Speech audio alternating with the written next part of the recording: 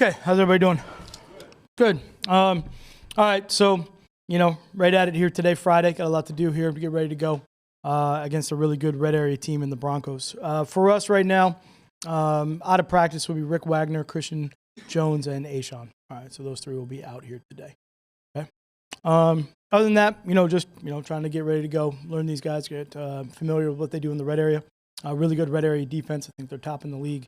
As far as that's concerned, they do a great job of turning the ball over. And then obviously, we know how dangerous they are on offense. Sutton and Fant, those would be two great targets for their offense. They've been two great targets for their offense in the red area. So just grind through it here today, have a good practice, and go. What do we got? With Justin Simmons, obviously he's having a great year. Yeah.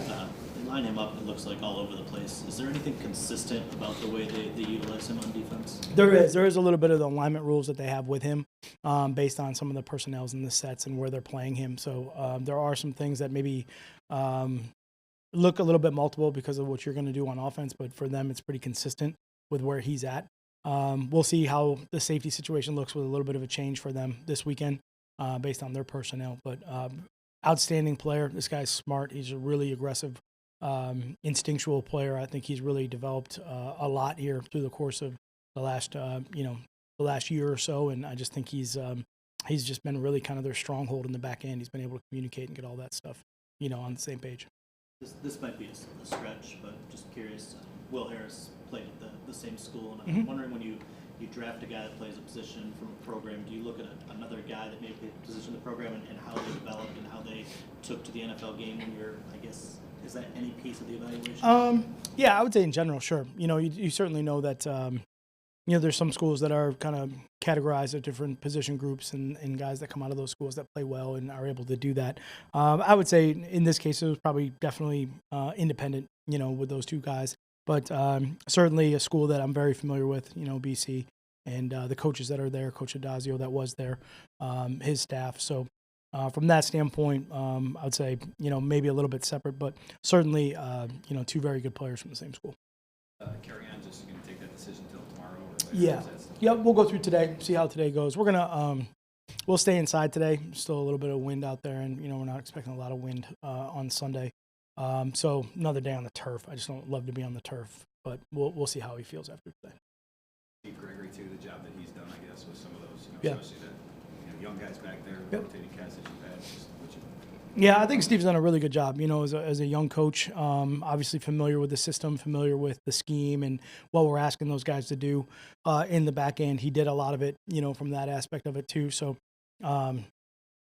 I think the good thing with Steve is, certainly from a player standpoint, he's a guy that played the position and has a couple pretty recognizable plays in the history of this game. So I think it's easy for those guys to kind of reference that and see that he is was a smart football player and has transferred that into being a smart coach. So I think he's done a really good job of trying to relate that to those, especially the younger guys.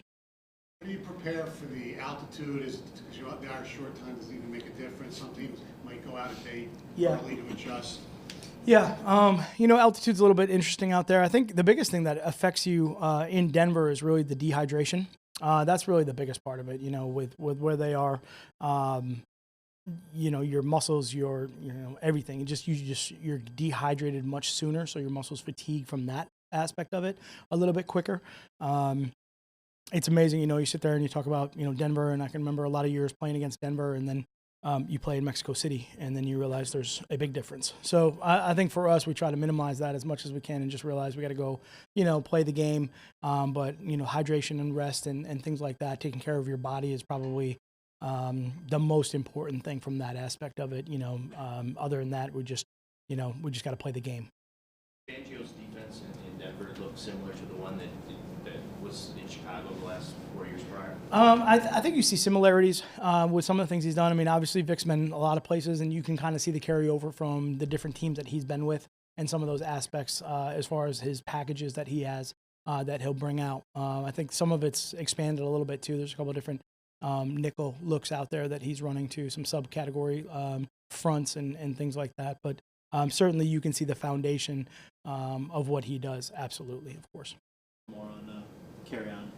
If you do go the route of activating him just with the limited contact practices you've had, is this similar to like what we talked about maybe Deshaun Hand earlier, that there's a limit of how much you can put on him just because he doesn't have that football contact built up? Yeah, I would say that I don't know if you want to use the word limit or just try to be smart.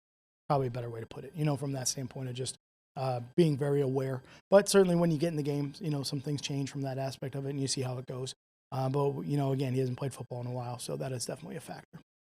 Wes Hill's kind of a small school guy. With your playing background, do you relate to those guys a little bit more, drawn to those guys in some ways? I think I kind of I just appreciate the guys that come in and work really hard and try to improve. Doesn't really matter where they come from or how they've gotten to us at that point. I tell all the young players, I tell them the same thing from that aspect of it. I've had guys that didn't even play college football that wound up to be really good NFL football players.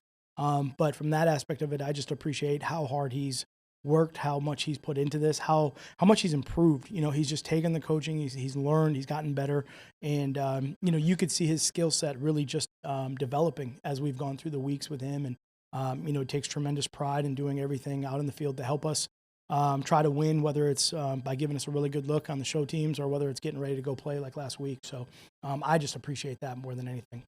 Just in general, there's guys that are fighting for roster spots, be it free agents or young guys, for next year, fighting for jobs, I guess. How much does what they do in the last couple of weeks, especially in a tough situation like this, tough season, if they're really going to show out, if they do something that impresses you, how much can that impact that decision making, I guess, in the spring? I think when, obviously we're so focused on the Broncos right now, that's maybe a little bit of a difficult question. But I would say just in general, for us, we'll try to obviously remove ourselves from the season when we get to that point, and just try to look at the body of work, whatever it is, and try to evaluate it from there. More questions? We got. All right. Nothing? So the altitude thing, do you drink water? You give them extra water on the plane? We have a couple of different hydration protocols that we go through, depending on the guys. A lot of our guys, they sweat at different rates through the course of the week. We monitor their weight from that standpoint of just how much, how much they're losing, whether it's practice or just their general hydration levels through the course of the week. There's different tests that we can do to help them kind of gauge that as we go. Easy, quick, easy things that we can do with that. So there's whether it's extra electrolytes, whether it's IVs, Gatorades, constant hydration, just being around, things like that, making sure we're monitoring, what they're doing when they get up in the morning from that standpoint, how much they're putting in their bodies after practice. That is a real thing for us from that standpoint, just to make sure that we don't leave here tomorrow, I would say dehydrated or not dehydrated, but less hydrated than normal. You have oxygen at the rate too. I saw some of the internet Yeah. doctors say that's more mental than it is. Yeah, but there are reasons for some of that too with some of the guys that we have to make sure that we do have the oxygen out there, just precautionary. Aren't there a couple of, just one thing, aren't there a couple of theories? There you go. We woke up. All right, let's go. What did you say? Aren't there a couple of theories to that? One, you go as late as you can because you don't build up, build up the intolerance to the elevations, or go 2 or 3 days in advance, you get climate acclimated to it. Yeah, I think there's actually a couple theories on all that. Even so much as just saying even like the time change. I think people have really kind of looked at all of that and what's been good and what's been not good. As far as that's concerned, some people like to stay on a normal, like if you're an East Coast team, you want to stay on an East Coast schedule from timeline, keep your travel routine the same. I think the one thing that I think most of the research has shown that if you go out a couple of days ahead of time, that really doesn't do it. If you're going to try to go acclimate, you're going to have to do all that at least a week, at least, a couple of days in advance. I know that in the past, for instance, with Mexico City, we went out, we played Denver and we stayed, went to Colorado Springs, so that we could get the real, elevation, and then stayed out there for, the week before we left to try to acclimate, make sure you have enough time for your body. Like Denver the week before Mexico City. Yep. Worked out well.